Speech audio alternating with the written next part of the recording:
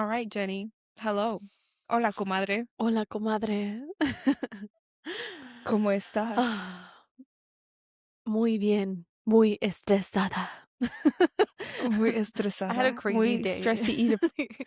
Yes, Yeah, yes, yeah. yes, yes. Yeah, actually the full first portion of the day wasn't bad, but then like the end of the day got really crazy and I was texting Val and I was like, "I'm on my way." So, yeah, We're I here, felt bad. team. We Can had to you can you delay a just give little us a bit, but like we're for being here. here? Okay, we're here. Yeah, we made Um, it.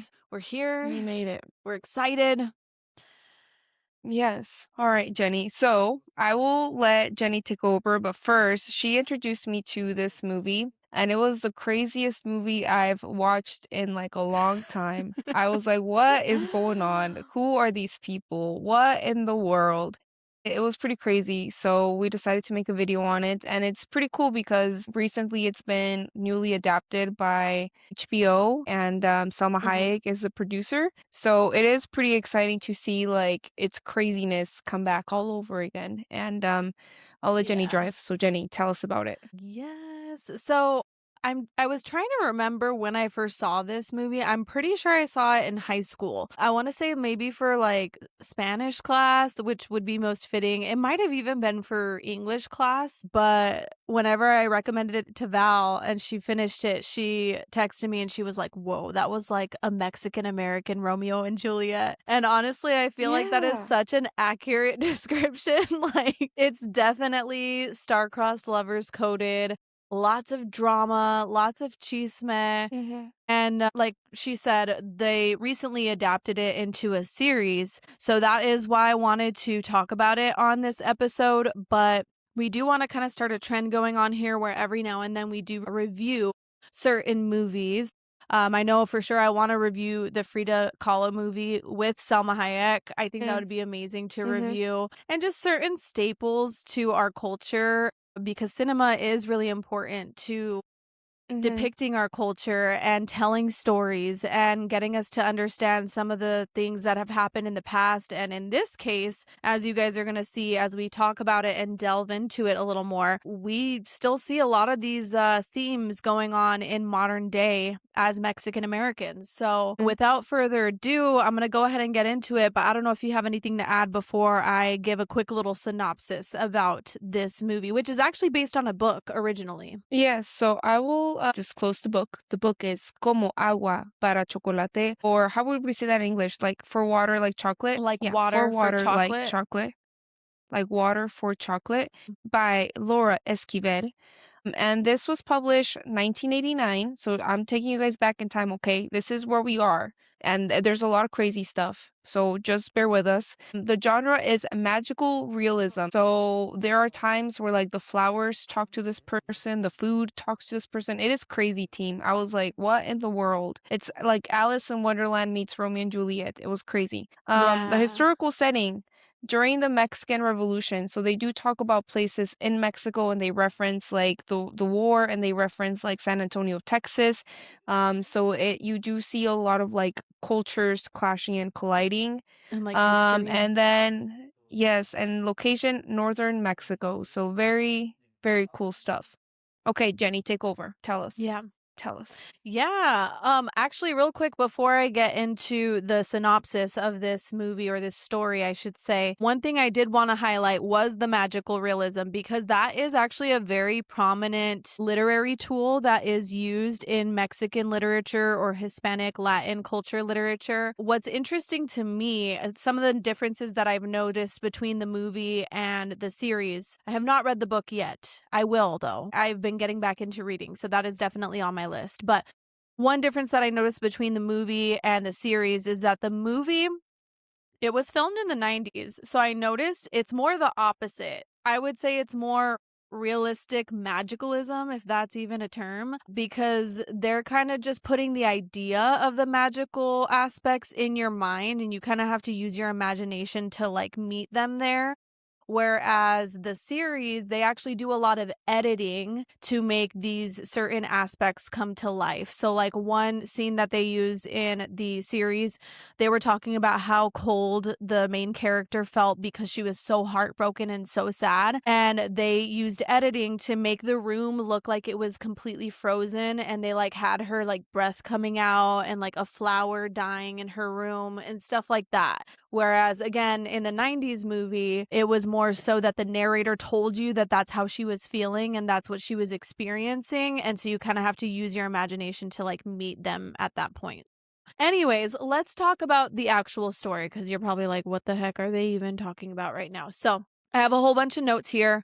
I wrote a little synopsis. I'm going to read off of this document here and I'm going to interject with little notes here and there as I want to put my little personal thoughts here and there. So, the movie opens with the great grandniece of our protagonist. She has a cookbook in front of her and she's chopping onions. She begins to tell the story of her great aunt. It's set during the Mexican Revolution, as Val mentioned, in the late 1800s in northern Mexico. And the story follows our protagonist, Tita de la Garza. Her full name is Josefita, but they just call her Tita for short. She is the youngest daughter in a traditional family bound by a rigid rule. And the rule is that the youngest daughter must remain unmarried and devote her life to caring for her mother. So Tita ends up falling deeply in love with her neighbor. His name is Pedro. She grew up on a big ranch, and her happiness eventually is shattered after her mother forbids the marriage because of this rule that they have in the family. So instead, pretty diabolical, her mother suggests that Pedro marry her oldest sister, Rosaura. Determined to stay close to Tita, Pedro goes through with the marriage and moves into the family ranch. And I have thoughts on this. I Mhm. feel like it's kind of crazy to me that that was the solution that he came up with. I was like, I don't know, y'all could have ran away together, but okay, whatever. But then I Yes. was also I would have thinking loved about it that. from like I'm like, It's an option." But then I was thinking about it from like a realistic standpoint because I was trying to kind of go back to how I grew up and probably what I would have done. And y'all, I'm not gonna lie, I was scared of my mom. I'm still scared of my mom. I'm almost 30 and I'm still scared of my mom. And I think about that. I'm like, you know what? It does kind of make sense because I feel like as Mexicans, we are really bound to our families and we have this responsibility that is expected of us from a very young age that we just owe our lives to our family. So it does kind of make sense that that was the choice that he went through because he would just rather, I don't know, I don't know if take the easy route is the right word because it definitely wasn't easy, but he went the honorable route, I guess I should say, and he did something that didn't cause as much conflict to the parents and like those dynamics. Obviously, it Mhm. caused more conflict to his love interest, but that's kind of what it was like back then, you know? So, anyways, Mhm. back to our story. Forced to live beside the man that she loves but cannot have, Tita channels her passion, grief, and desire into her cooking. And this is where we start to see some of that magical realism take place. So, in Tita's kitchen, food becomes a language more powerful than words. Her emotions infuse each dish, affecting everybody who eats it. It sparks overwhelming longing, uncontrollable sorrow, and even unexpected rebellion. As years pass, family tensions, betrayals, illness, and the shifting social order of the revolutionary Mexico push Tita toward a reckoning with tradition, personal freedom, and what it truly means to love. So, blending magical realism, romance, and generational conflict, the film explores how women's bodies, desires, and destinies are often controlled by family expectations and what happens when those expectations finally ignite. We do have a new series. It might have come out last year, if not the year before. So 2024 maybe. It does a great job of adding that cinematic perspective.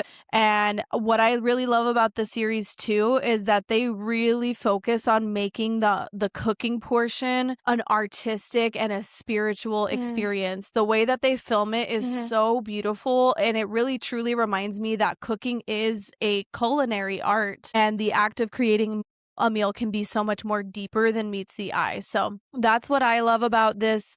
entire story. That is a quick synopsis. But once again, Val, any thoughts before we move forward? So it was really interesting to see this story because right now we're talking like we have to take this in the historical period that it's in. Now, whether it's right, Mhm. whether it's wrong, it's like this is a time that we are living in this novel, in this movie. So it is 1889, 1989. It reminded me a lot Or of my mom's family. 1889? Oh, go ahead. 1989. Sorry, 19 or Publish. 19. oh, That's when I published, said it was published, sorry. published. Yeah. Sorry. No, no, no, you're good. But it does take place during like the Mexican Revolution, and you have to think back Mhm. of like power struggles. Like before Mexico was Mexico, it was part of Spain and the Spanish Empire, and just like the mixing of cultures. And my mom has a lot of Spanish roots, and I was like, is this like, I feel like this is low key things my mom was raised with, or like some mentalities, some things like that. But Mhm. like the youngest daughter not getting married. I saw that in my mom's family, like the family expectations, or even like asking, what is it, to be wed? Like, I'm gonna ask your father for your hand in marriage. And this Aunt. story, Mhm. the father is dead, so the mother is like the matriarch. She's the one like that runs the whole show. So Pedro has to Mhm. go ask the mom for Tita's hand in marriage, and it's like you had to go ask the family. Like, you couldn't just be like, hey, do you want to get married? It's like, no, you gotta go get permission. Yeah.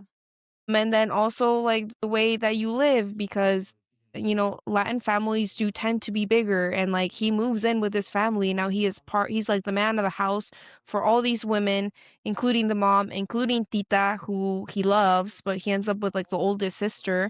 And yeah, when I was watching this, I was kind of like mad for Tita because I was like, bro, like, why don't you guys just like run away? Or like it kind of gave me the ick. I was like, Pedro, I do not like you Yeah. no more. I'm like, Tita deserves better. Like, you just were like, I'll just marry your sister. Like, ugh, like I don't like that. No. So Yeah, that's a that's choice. where I'm like, you deserve better, Tita. So and Yeah. then like she Justice for just Tita. has to justice for Tita. Yes. Oh my gosh. And then the mother is very, very, very spiteful. And she makes Tita make their wedding cake. I was just like, what's that quote? It's like Yeah. just to add injury. What is it? You know the quote?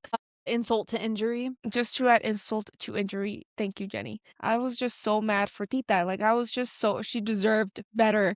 Yeah. So okay, Jenny, tell us Yeah, more. that's like one of the things that this movie gets me riled up because the mom is actually crazy. It like snaps to the actress. You know how there's an actor or actress that is so good at their job that if you ever saw them in public, it would be on site.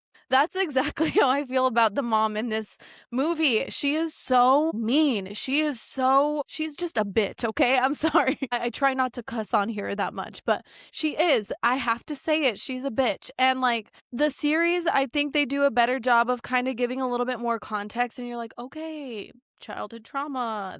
That makes sense. I see why she is the way that she is. But the movie, even though the movie doesn't give any backstory as to why the mom is the way that she is, or as much backstory as I should say, I kind of like that they did that in the movie because I feel like that is accurate to a lot of people's experiences. Obviously, my mom wasn't like that. I love my mom so much. But I know that she's had some rough experiences with her mother. And I'm sure that it was, the same exact thing further and further up the line. And so, because closeness and vulnerability isn't very valued in Mexican culture, especially in those older generations, I'm sure that's kind of how they felt, where it's like, I just want context to why you are the way that you are. But you don't get it because they're not comfortable being vulnerable, you know? So I feel like the movie and the series are really good. I like both. I think they both have pros and cons, and I think they do a really good job of expressing in their own artistic ways. But I did like having a little bit of that context on the series because I'm like, oh my God, like I don't have the energy to not like this woman. Like she's just so mean. So, anyways, let's move on. Now we're going to kind of delve deeper into the story and some of the subplot lines because there are a lot of little miniature stories within the big story story.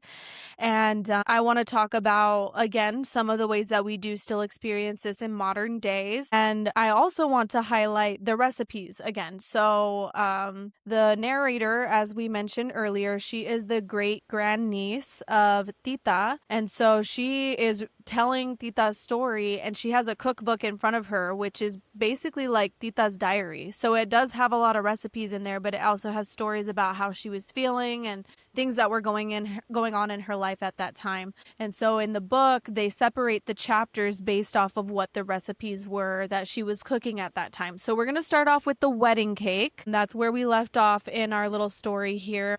Where Tita unfortunately is forced to make the wedding cake for her love and her older sister. So, as she is baking the cake for the wedding, she is crying, and her nanny, or the cook of the house, who was basically her main caretaker, her name is Nacha, is trying to console her. And she's like, Tita, don't cry, like you're gonna get your tears into the batter. And she's trying to make her feel better. And so Tita's like, I'm sorry, I can't help it, like I'm just so heartbroken. And so eventually Nacha takes over the cake, and then we move on to the next scene, which is everybody at the wedding getting served the cake. And so I do remember this scene very vividly, where the cake is served and people start eating it, and they start to become very overwhelmed by not only sadness but nausea. There's a scene where everybody is throwing up into the river. I was like, Mhm. damn, this is crazy. Like, that's some strong emotion that like people were feeling sick at the wedding. So I thought that was kind of funny. Obviously sad though. And so some of the themes that we see here in this little mini story are silenced heartbreak, performing happiness for the family, emotional suppression in women, and the body expressing what the mouth cannot. So I kind of liked that, because it's like your body is so much smarter than you think it is. And so even though your brain can tell all these stories as much as it wants, sometimes your body will physically reject what it does not want. So with that little miniature story, I do want to ask you, Val, and start a conversation. Mhm. This is kind of a weirdly worded question, but where in our Mm. lives are we still eating someone else's unspoken grief? That's a very like deep question. Yeah, I'm trying to think. I can think like, for example, every time like you're not supposed to throw away food because there's like lack of food, and if you don't like it, you still have to eat it because it's like, well, it's expensive or Mm. it's hard to come by, so you're gonna eat like everything I made you, and you're like have to eat it.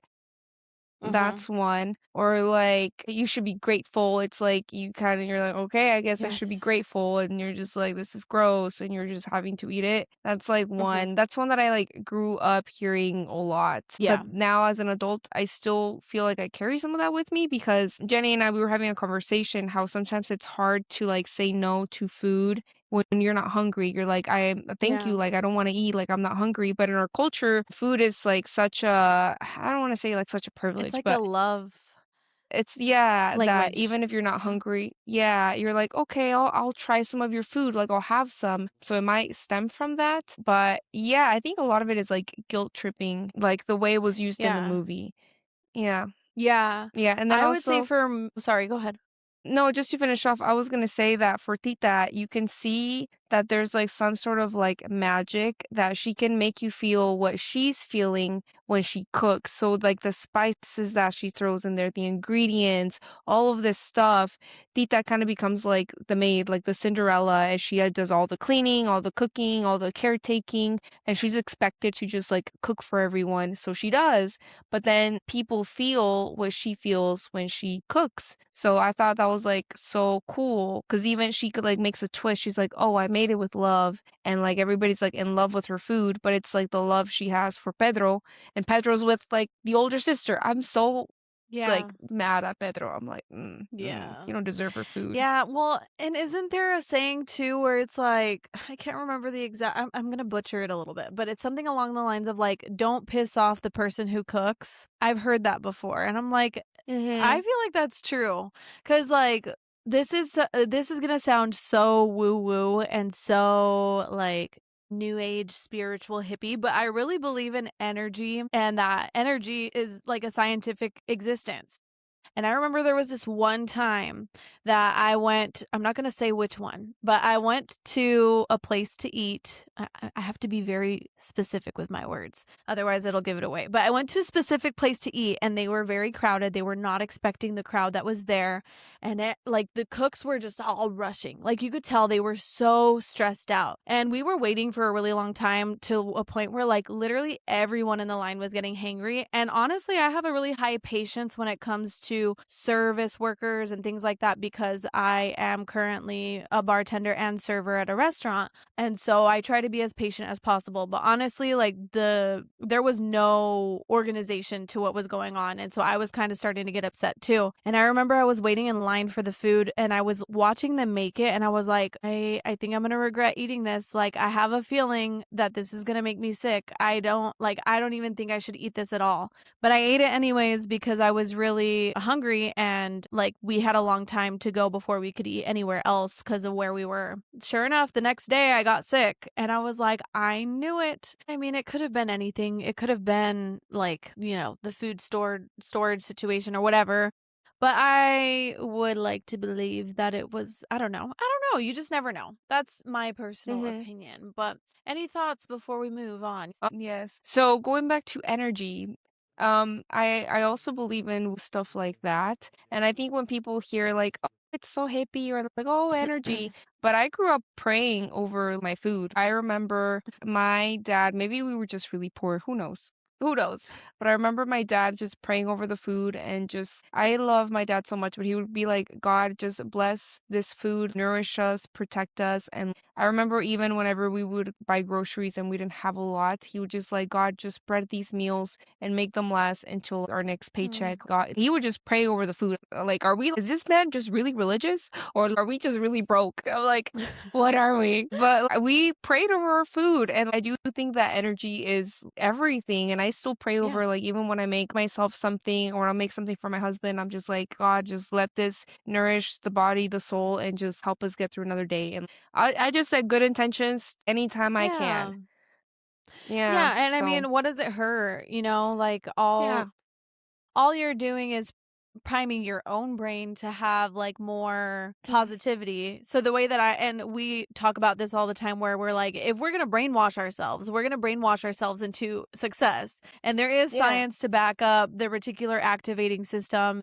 Who cares if we're blessing our food and it's going to make us feel more positive and it's going to make us feel better and it's going to put us in a better mood because of the act of doing it, then like why the heck not? You know what I mean? So Mhm. that's kind of my opinion, but I love that. I love that. Okay, so we're going to move on to our next little mini story, which this one is one of my favorites and it's really crazy. So this one follows the recipe of the quail in the rose petal sauce. So Yes. we move on in our story. Pedro has married Rosaura and he is Mhm. putting off consummating the marriage. He does not want to do it because he's in love with Tita, right? And so he, fights it off for as long as he can. And while he's now living at the ranch, there's some tensions growing between him and Tita. So they see each other, they have lots of long glances and they're just like hot and heavy. And like there's this one moment where he's like staring down her shirt and like stuff like that. So Tita's all hot and bothered and she wants him too. And so on one of these days, Pedro, he gives Tita some flowers. He gives her some roses. And Tita has to hide the roses because her mom lives there and her mom is going to put two and two together. She's going to be like, who gave you the roses? You know what I mean? So she decides to put it into a meal. And as she's making the meal, she's getting all hot and bothered. And she's like, oh my God, Pedro, Pedro. And so she makes quail with rose petals all around them to like garnish the dish. And then she also makes a rose petal sauce. So she grinds the roses and then she puts a little bit of like, I want to say like rose hip oil, maybe. I don't know. I don't know if that's edible. Don't eat anything, okay? But I'm like, we are not doctors. But yeah, that's what she puts in there. And so the meal is served. At this point, everybody who's living in the house is Tita, Pedro, Rosaura. the mom, her name is Mama Elena, and then her middle sister, whose name is Gertrudis. It's like Gertrude, but in Spanish. And so everyone's eating the dish and they're like, "Oh my God, Tita, this is so freaking good. Like, this is amazing." And then like people start sweating and they're like unbuttoning their shirts and then they start getting hot and bothered. So then Gertrudis, she ends up excusing herself from the dinner table because she's feeling so hot and bothered.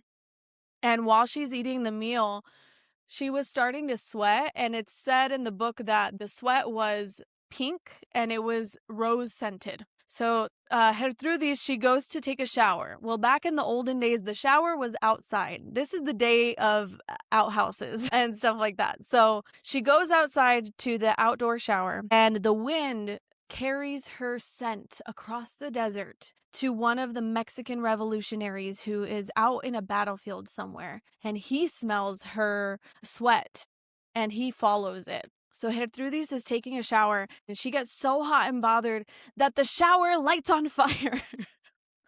And then she sees that her surroundings are nothing but fire, so she starts running out into the desert naked.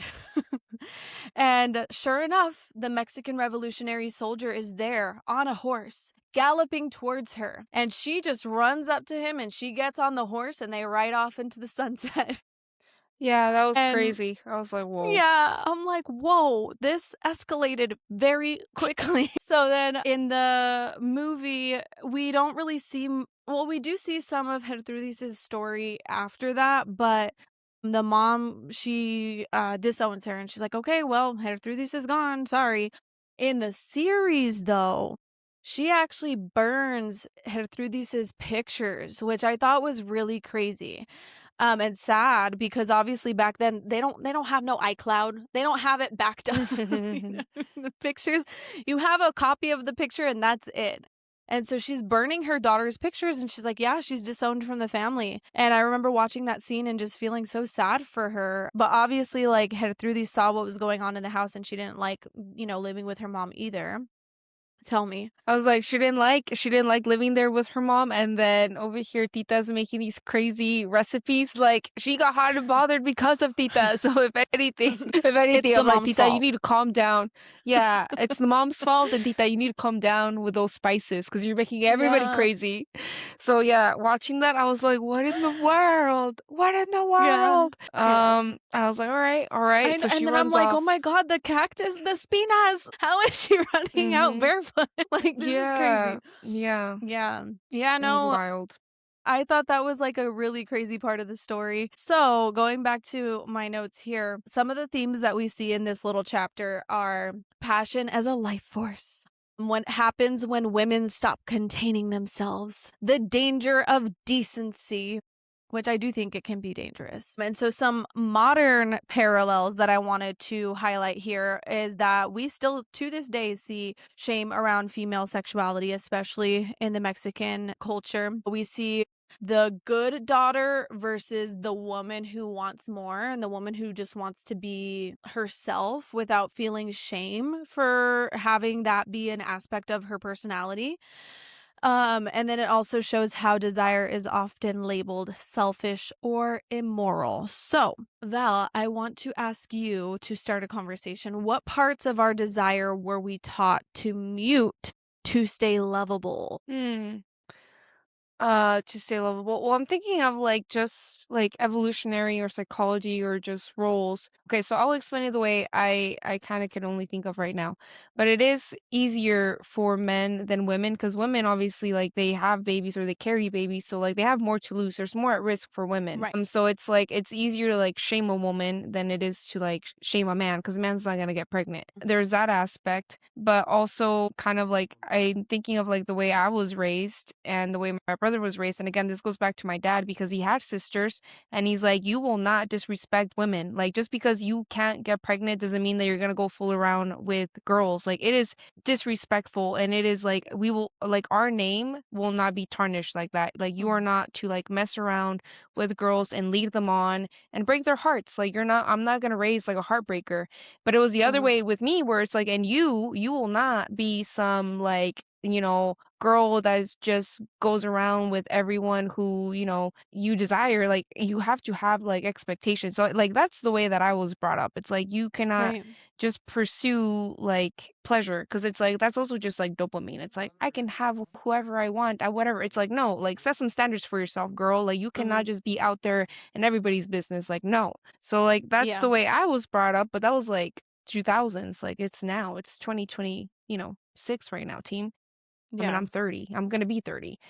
But back then, yeah, like I feel like the stakes were high for women, different times, like morality, Catholicism, like, like I don't know, it was just different times. Yeah. Yeah. Yeah, I think I have a very mixed opinion on it because I mean, I do think there's precautions that we need to take. And I think that it's important to protect ourselves emotionally, physically, spiritually, mentally.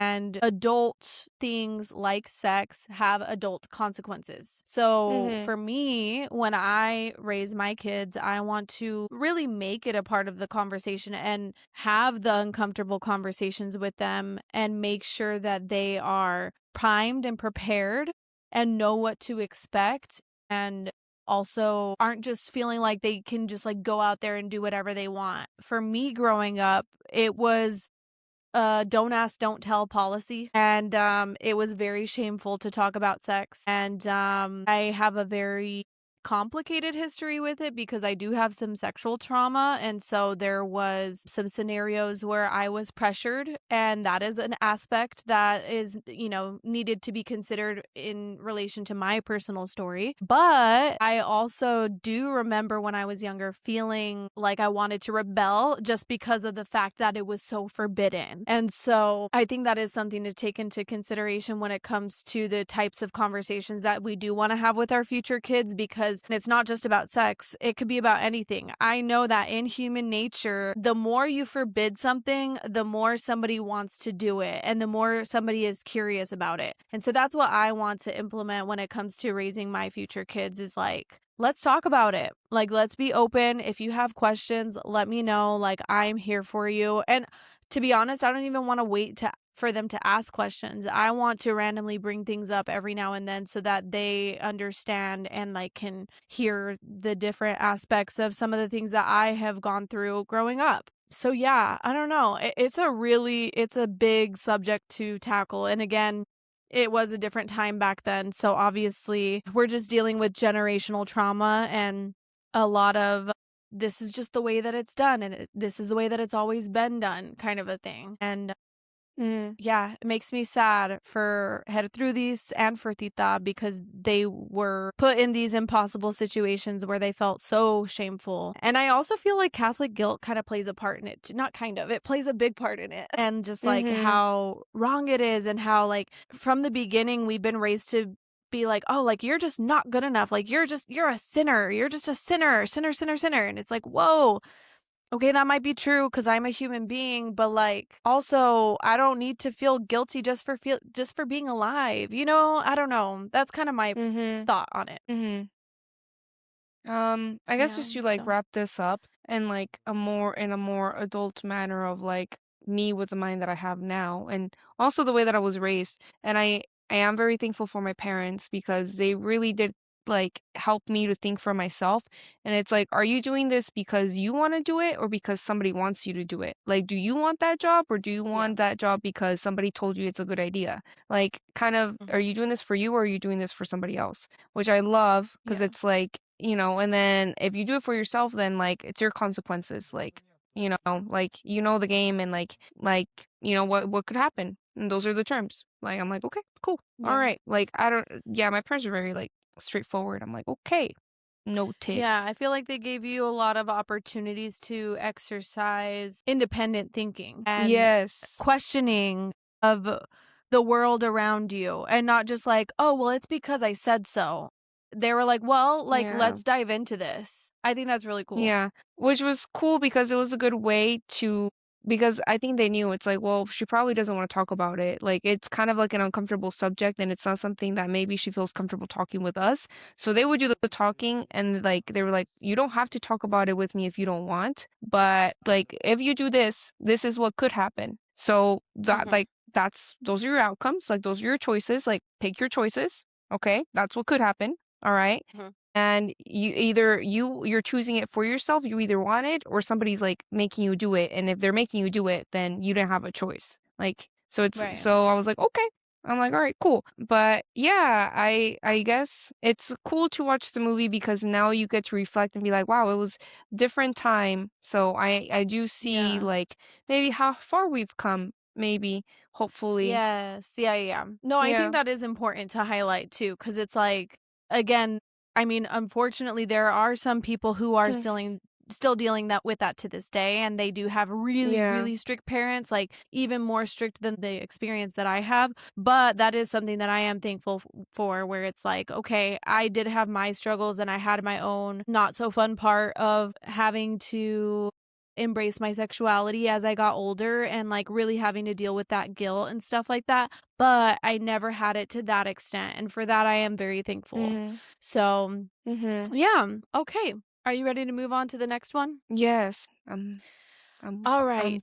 Well, curious. Gertrudis has left. She has left the city. I don't know where she's at. She is with her Mexican Revolutionary soldier. Good for her. Love that for her. And so Tita is now with her mom, Pedro, and Rosaura. And Pedro has put off consummating his marriage long enough. And Rosaura is getting suspicious, so he has to. He doesn't want to, but he does it. And Rosaura gets pregnant. Eventually, Rosaura has her baby, which interestingly enough, Tita helps deliver because she was the only one at home at the time that she went into labor. And when the baby is born, for some reason, Rosaura is having a hard time producing breast milk. So this is also a pretty diabolical part of the story. But Tita, at first, she tries to make little teas for the baby with like leaves and like herbs and stuff like that, just so the baby has some kind of nourishment, but it's not really working very well. And so one day, Tita tries to breastfeed him herself. And surely enough, she is miraculously able to breastfeed him. So then there's more tension building between her and Pedro. And the mom is finally starting to catch on. And so the mom puts two and two together and she's like, you know what? Like, I need to get these people out of here because that is the only way that this is going to work. So she recommends that Pedro, Rosaura, and the baby move to San Antonio. And I think she uses the Revolutionary War as like one of the excuses to be like, you guys need to get out of here. It's not safe, that kind of a thing. So they leave. And unfortunately, because the baby was feeding from Tita, sadly, he starves and he does not make it. And so Tita finds out about this and she goes crazy. On the ranch, there's this giant chicken coop. Like, it's huge. It's the same as all the other buildings on that ranch. And so she goes up into the little attic area of this chicken coop and she just like stays there. And it's like really hot up there. So she just stays there and like tortures herself. So the mom sends a doctor to go up there and get her down and like take her to the asylum, which sounds crazy, but I don't know. I guess it depends on whether you're watching the movie or the series. Because in the movie, the asylum seems pretty fine, but then in the series, apparently they were mistreating her and like she wasn't doing well there. Needless to say, the doctor saves her and kind of ends up nursing her back to health. So, some of the themes that we see in this chapter are alternative motherhood. So, I'm really leaning on the other mother figures in your life, like your abuela, like your tias, so on and so forth. Talking about how, like, it's more of a village and, like, how there's more than one person in our lives that helps to raise us and shape us into the people that we are, and the emotional labor of tias and older sisters. And so, even though this chapter is really sad and, like, scary, I do want to talk about some lighter things on this subject and ask you, Val, who mothered you Mhm. besides your actual mom? Dang, that's dang. I'm like, all right, team, we're about to open up. So actually, a lot of people. There was a lot of people. So there was times when I did live in Mexico City. and I lived with my grandma. Now I'm very thankful. Back then I was very resentful because I wanted to be with my parents, but I I didn't got know to live that. with my Oh, okay. grandparents and I'm very happy because I got to learn a lot of recipes. I got to learn a lot of things about culture, history. I learned how to write cursive because of my grandmother. Even like how to be business savvy. Like my grandma literally put me to work. My grandma was like, "Yeah, we're gonna make money." I'm like, "Okay." Like she told me how to sell things, how to like not be shy. So one of them was my grandmother. My aunts, my aunts were a lot of like my caretakers, a lot of aunts. So I really got to be raised by, I would say, a lot of people, a lot of family. And maybe that's just my experience, or maybe it's kind of embedded in like Mexican culture. But yeah, I would say it's cool because I learned a lot. I learned so much. So now as an adult, I'm grateful. But when I was growing up, I was very angry. I was like, why? Like, why am I here? Like, I have a house Yeah. somewhere. Like, why am I staying here? Or like, what's going on? But also, I got to live with a lot of my cousins, and that was also really cool because I feel like they were kind of like my Yeah. siblings, and they acted that way. So, yeah, yeah. Yeah. Oh. Did that answer it? I don't know. I didn't know that about you, but I'm glad that now that you're older, you kind of see the value in it. I mean, I'm very lucky. I didn't ever have to deal with anything like that, but my grandma did babysit me growing up. My mom had to work, and so I remember when I lived in my original hometown, as I like to call it, Chamberino, I would go to school in La Mesa, which was the closest elementary school that we had. And then the bus would drop me off at my grandma's, and I would spend the afternoons with her, and I would watch PBS. And, eventually I would also, like this was, like, a part of my routine. I would always take a nap at her house after, like, certain shows. Like, once the adult boring shows came on, I was like, "Alright, time to nap." And then my mom would get there and pick me up. But I also had a lot of support from my tias. So eventually, my mom got divorced and she was having to do everything on her own. She was a single mother. And so, because she had to work a lot, I was usually spending time with my tias. One of my tias, she babysat me when I was really, really little. And then during the summers, she would take me every now and then. Like sometimes I would go there on the weekends, sometimes I would go for like a whole week. She was a stay at home mom, so she was able to take care of me. And then I have another tia who was also a stay at home mom, and I would go to her house a lot. And she, honestly, she was kind of like a second mom to me. And then it's cool too because so my mom has 4 brothers. My mom is the only girl in her family. So what was interesting for me growing up with all these different tias, even though they were only related to me by marriage, I still felt like I was connected to their family like by blood because they would fully incorporate me into their lives. I would visit with their families and I would get to know their families, and like to this day I'll still hear about them and like they'll ask about me and that kind of a thing. And so yeah, I was very, very, very lucky to have very important women in my life who were all able to help my mom and support her. Yeah. Jenny, thank you for sharing. That was, I feel like I can relate a lot Yeah. to your experience with the doctor. Like we left off with Tita, and she's in this place and kind of being raised by a village. I'm actually a big fan of the doctor. The doctor pursued her at one point. The doctor is a doctor from Texas, Yeah. and he is a cute Mhm. blondie, and he like Mhm. loves her. And I'm like, Tita, you deserve better. Get away from Yeah. Pedro, Tita. Like, Pedro got your older sister, okay? So, Yeah. yeah, anyway. Yeah, Jenny, lead us into the next I section. can't remember his last name, but his first name is John. Dr. Yon. Oh, John. John. But it's Oh, so funny God. too, cause he's like so it's I think he might be half Mexican or something like that, cause I do remember in the movie and in the series, he talks about how his grandma was of Native American descent, and he talks about some of the healing things that she taught him, which is one of the reasons why he ended up becoming a doctor. But it's so cute listening to him speak Spanish, cause he's fully fluent, but he has like that white accent, and he'll be like, "Tita, ¿quieres comer?" But like he's fully fluent. So I love that. I'm like, I need to get on his level. Yeah, or like Mm. the way that you hear John being said, and when Tita says John, she's like, John. And I'm like, Yeah. that's Yon? cute. That's so Dr. Yon? John. John. Dr. John.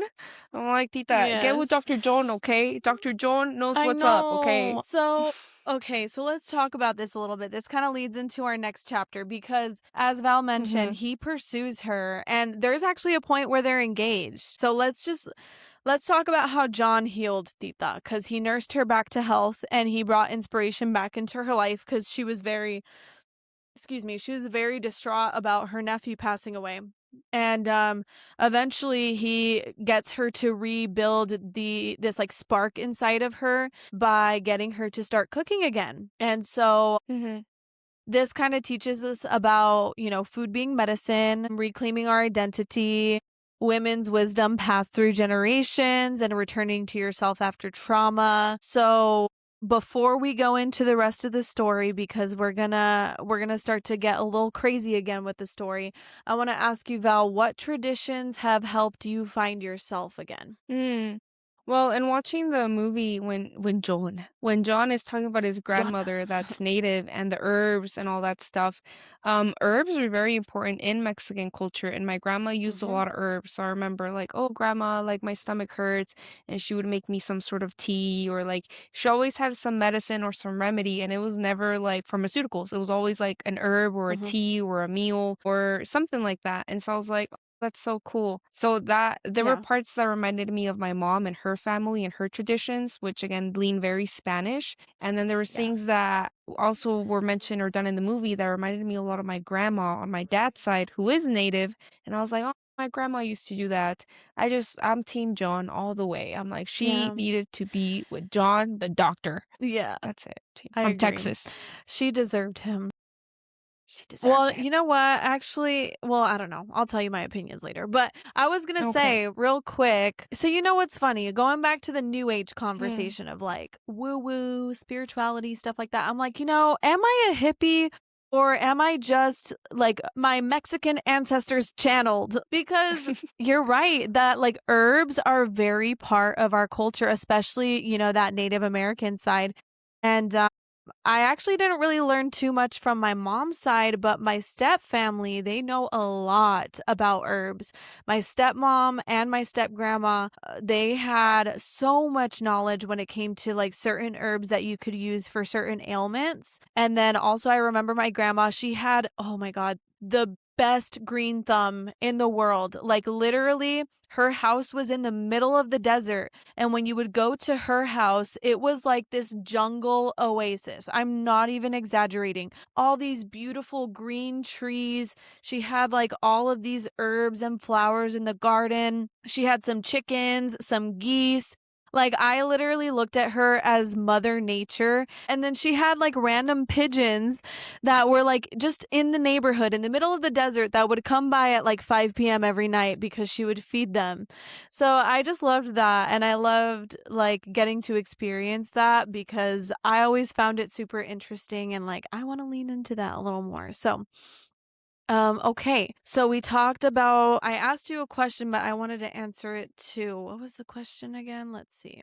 With What traditions traditions that help you find survived. yourself again? Yeah, I would say cooking. Like, I feel like cooking is not, I'm not a huge cooker. When it comes to me, like, trying to reconnect with my roots, if I'm ever feeling super homesick, I will definitely cook a nice Mexican meal. So that helps me a lot. So at this point in the story, Tita is now engaged to Dr. Yon. Uh, Mm-hmm. and he is so kind to her. He's so sweet. And eventually she comes back to the ranch that she grew up in. I'm not going to say why, but a major event happens and she comes back. And so Pedro and Rosaura are there again as well. And basically there's a few things that happen that make it so that Pedro and Tita are like starting to fall in love with each other again. So Tita, she tells Dr. John that she cannot marry him because her heart belongs to another. And honestly, I think it's really crazy because in the movie, Dr. John is way too understanding. He's literally just like, okay, like, if your heart belongs to somebody else, that it is what it is. And I'm just like, honey, you deserve so much more. Like, he deserves the world. He's such a sweet man. And he's being so nice about it. In the series, it's a little different. In the series, he is pretty jealous and he doesn't want to let go of Tita. So I was like, okay, thank you. We have some like realistic aspects here. But I was curious about your thoughts on that because I remember watching the movie and being like, dude, come on. Like, you're not a little mad. That's kind of crazy. Actually, you know what? Actually, I actually really liked the way he went about it because I feel like it's some way that I would have gone about it. Like, if I love a person and they don't love me, I'm not be like, well, shame on you. I hope you never find love. I hope you die alone. I hope that. I like, no, I'm like, you know what? Like, that sucks. Like, I wish you nothing but the best. Like, I feel like when you love somebody, you love them, even loving them Yeah. enough to find love themselves. So I feel like he took it like a man. I love Maybe he John. just He knew took his it worth. like yes. I'm like, Dr. John, it's okay, man. It's gonna be okay. It's gonna be okay. But for Tita, I really was like, I'm like, John is gonna be okay. But for Tita, I'm like, bro, like this man again, Pedro, can we not move on from Pedro? Like, come on, girl. Like, I was not a fan of Yeah. Pedro. Like, Pedro was just not the Yeah. man. He was not it for me. I was like, dude, like, no. Yeah. I don't know. Maybe times were That's how different I back feel then, about but I that. feel like I don't know. I don't know. I like John. Me I don't too. know. I Too. don't know. I just feel like there's other people out there. I don't know. But then I guess the part of the story is like the soulmate thing. I don't know. I don't know. I don't know. Yeah, So it's like that Romeo anyways, and Juliet, that forbidden love. Yeah, that right. I get it. I get it. I get it. Yeah. I get it. I just in my brain I Real can't justify it. I'm like, I get it, but right. that's It's not like as okay, an man. artist, Like, I get it. As a grown mhm. woman, I don't get it. Yeah, I'm So, like, yeah. Tita, Dr. John, Tita, Yeah, Dr. John. but this one yeah.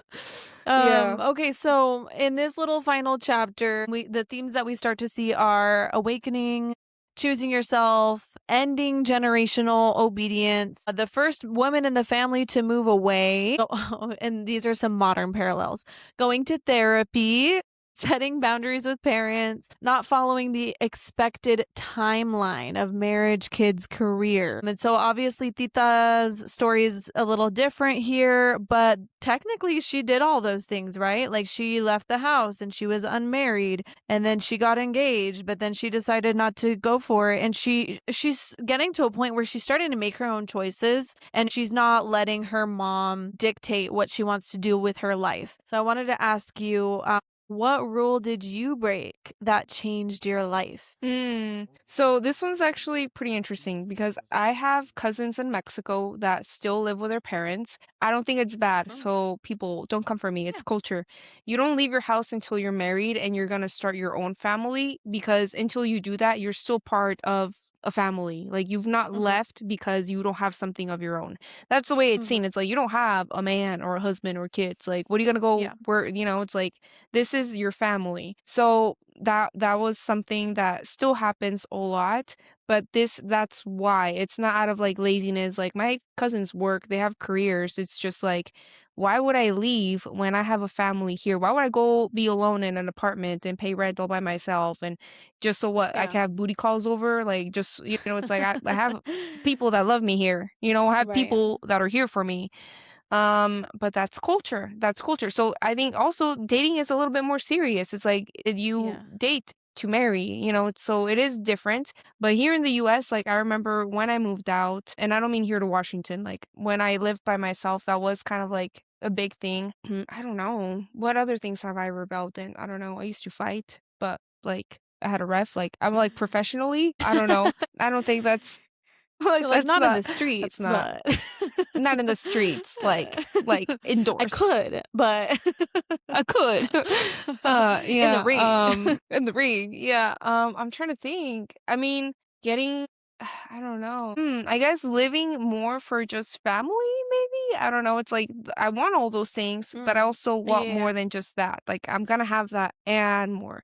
I don't know. I'm trying to think, Jen. In what ways have I rebelled? I don't know. I don't know. I've just done whatever I wanted. All good things. I've done all good Yeah. things, but I'm just like, I'm gonna go do that now. I'm gonna like, oh, that seems cool. I'm gonna go try that now. Like, I Yeah. guess maybe just not letting the expectations of family take away from the things that I want to do. Mm. Yes. Mhm. There we go. That Yeah. one. I like That that. one. Yeah, I feel like for me, okay, so my mom broke what's the word? The mold, I guess, of waiting until marriage to move out. That is definitely what they Hmm. wanted for her. I remember, like, my mom has told me so many times, she's like, yeah, they expected me to just get pregnant and be like a stay at home wife and cook and like serve my husband kind of a thing. And my mom went and joined the Navy. And I remember the way that she tells this story, they were like flabbergasted. Everybody was like, what? Like, what are you doing? What do you mean the Navy? And like everyone was so shocked. So I'm very happy that my mom broke that rule because she's always expected me to live my life freely because she knew what it was like to grow up in those circumstances. However, I feel like it's not necessarily a rule or anything, but I definitely did break the mold when it came to moving out of my hometown because a lot of my Hmm. family still live in my hometown, and that's no shade to them. Like some of them genuinely just want to be there, you know? But I am proud of myself for being brave enough to try something new and to go off on an adventure and to go meet new people and experience new things and like see where the wind takes me, you know, because I've learned so much from that. And I think that if I let fear take over and if I was just like too scared to even try, I would never have grown from that, you know? So I'm Hmm. very proud of myself for breaking that rule, quote unquote. But yeah. Hmm. All right. So we've kind of finished the whole story, but there are a few other things that I do want to delve into before we finish up here. So let's talk about the psychology of Mama Elena. She's crazy. So she likely inherited harsh rules about duty, purity, and reputation instead of processing her own pain. And she definitely institutionalizes it. As I mentioned earlier in the series, they do give a little bit of background as to why she is the way she is and what her mother was like, which was even worse, if you can imagine it. Her love is definitely conditional and expressed through discipline and not warmth. She values obedience over connection, family image over individual happiness, power maintained through fear, and emotions viewed as weakness or a threat. And what we see with this parenting style, it often creates anxious children, secret rebellion, and suppressed identity. So I wanted to talk about this a little bit because Val and I both have psychology degrees, and Val also has her master's in ABA. And so we have taken a class or two on child development. And one of the things that we talk about in child development is the different parenting styles. And many times, Mexican families have an authoritarian family style or parenting style. And what that is like my way or the highway, super strict. There's no explanation of the why behind the rules. And I see that a lot of that creates that rebellion.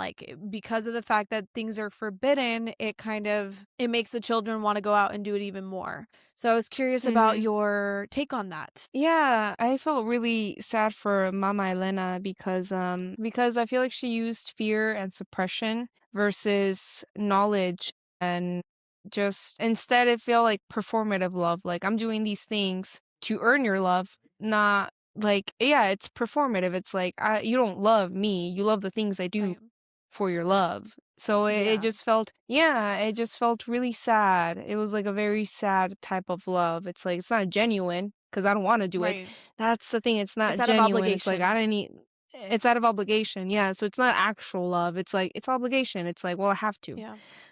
Versus actual Yeah. genuine love, which I feel like all of us should, hopefully strive for, again with healthy boundaries of like yes, no, this is right, this is wrong. But it was like very punitive, very critical, very punishment based, very Right. suppressive, and that makes me feel sad. Also, like just as like a human, it's like you're here to experience life and experience joy and Right. experience love and experience all of these things, and so it's like she wouldn't give that to herself or her daughters. um Yeah. Well, and I will give a little spoiler just because this is at the beginning of the movie, so it's not really going to spoil too much. But we do find out that she cheated on her husband, and that's why her husband passes away because he finds out and he has a heart attack. And in one of the scenes in the movie, we find out that she still has the picture of this long lost love that she had. And then in the series, it goes a little bit deeper into that love and that love was forbidden and, so on and so forth. And I think it just goes to show that she's a lot more like Tita than meets the eye in the sense that, Mhm. like, she couldn't love. And so in her eyes, I don't think that she realizes how cruel she's being sometimes. I think it's just a habit. That's all that she knows. And then on top of that, I feel like she is just trying to teach her daughter, like, this is just how life is. Like I'm not necessarily doing this to you. This is just part of it. Like, you're a woman. Like, you don't have a choice. You know what I mean? So, Mhm. yeah, it's crazy. It is so crazy and sad. And this kind of goes into my last part of my notes here. I think this is why Tita triggers her, because Tita represents desire, emotion, individuality, and defiance. And Tita is Elena's passionate and hidden self, whereas Rosaura is like the very polished and like analyzed self. You know what I mean? Like Tita just beats to the tune of her own drum, whereas Rosaura follows all the rules, and that's why Rosaura is kind of the favorite. But really, deep down, Mama Elena wants to be so much like Tita, but like she kind of resents her because she's like, "Oh my God, like who do you think you are that you can just stop following the rules?" You know? So Mhm. yeah, that is pretty much all I have here. We talked about a lot, but yeah, I'm curious if you have any final thoughts on this whole work of art, on this whole movie, on anything else. Mm, I have a lot of quotes, you guys. I live a lot of my life by quotes. But one of the quotes is like misery loves company. And I think of that when like the mom she was in such misery and she wanted to make everybody around her also Yeah. feel that. And it's just like just because you're unhappy, it doesn't mean that we all have to be unhappy with you. So I felt that. I was Yeah. like, I felt that for the girls. And then there's this quote, and maybe I'm butchering it, but it's like you should have a love so free that it makes the person not want to leave, but it doesn't force them to stay because Right. freedom means that you can leave. But Mhm. if you can't leave, then you're a prisoner. And I felt that with John, where he's like, okay, well, I can't make you. Like, I can't be like, no, you're my wife. Like, we're engaged and you're mine. It's Yeah. like, okay, well, I can't make you. I can't force you. And if I love you, I have to let you go. So I feel like John really, really genuinely loved her. And I really wanted her to choose John versus Pedro. But at the end, maybe I think everybody should watch it and everybody should come to their own conclusion. But at the end, she does get Pedro, and they both burn in love, literally. Like they both like make love and then they catch on fire. This movie was so crazy. I was like, what? They caught on fire. I was like, Yeah. the This writers didn't movie know how to is the end it, so they're definition like, of that escalated quickly. yeah, yes, Yeah. yes. I was like, But, wow, there's still a that lot of was mini crazy. stories in there, so even though even though we told you the end, there's a lot. There's still so many. Like, there's literally so many side stories that you still need to go watch it. There's a lot of things that happen in this movie that we didn't say. So I beg you, I implore you to please go watch it because it is just so freaking good. I think right now, so we're currently filming this in March. At this moment, it's currently on Pluto TV, the movie, which is free. So you go ahead and watch it. And then, as we mentioned, the series is on HBO Max, and I highly recommend you watching that as well, just because they do so good with the cinematography on it. So, yeah, crazy, crazy, crazy, crazy. It was like a It was telenovela crazy. times five. Yes, the drama. Mhm. I was like, it's like Romeo and Juliet times 10. I'm like, the drama. I'm Mhm. like, this is crazy. Like, this is Yeah. crazy. This is wild. Yeah. It was Yeah. so dramatic. Yeah. Awesome. Well, I think that's all I have for you guys. I don't know if you have anything else before we end this, Val. That was a lot. I feel like I'm exhausted now That that was, we talked yeah. about everything. Yeah, no, you're good. No, I have nothing else other than like, you should watch it. I think it's gonna just make you think for sure. Like, I think Yeah. a good film makes you think. Good art makes you Yes. think. So after viewing the movie, I was like, okay, that was crazy, but I have thoughts. And I feel like some things just entertain you and you're just watching it and you're just like, okay. But good work makes you think. So Yeah. as somebody that likes good work, you should definitely go watch it for sure. Yeah. Let us know what Yeah. you think when you guys do watch it. If you have seen the whole thing, I would love to know your thoughts in general. But, definitely go watch it if you haven't, and once you do, come back and comment and let us know what you thought, 'cause, it's just wild. It's one of my favorites, though. Like, literally, before I knew it was gonna be on Pluto, this was, like, a few years ago, actually, I purchased it, and it's on my Amazon Prime because I love it that much. It's just one of those Mm. classics that I always come back to, especially when I'm feeling homesick because it is based in the desert and, like, near San Antonio, and Mhm. so we're not right next to San Antonio, but it's, like, kind of a similar vibe, you know? So it makes me Mhm. feel at home. Yeah. Yeah. Alright, friends, thank you for All right. watching. We are so excited Mhm. that you got to join us today, and, we did wanna let you know if you didn't put 2 and 2 together already, some of these episodes are a little out of order. We started filming this in January, this new season, and then we've had a few ideas thrown in there, so please bear with us as we're kind of getting the hang of this podcast and figuring things out, because it is still very new to us. So just give us a little Mhm. grace, but we're excited to be here with you and have you guys join us on these conversations. As always, you guys can follow us at the resources listed at the end of this video, and we will see you next time. Bye. We will see you next time, you guys. Bye.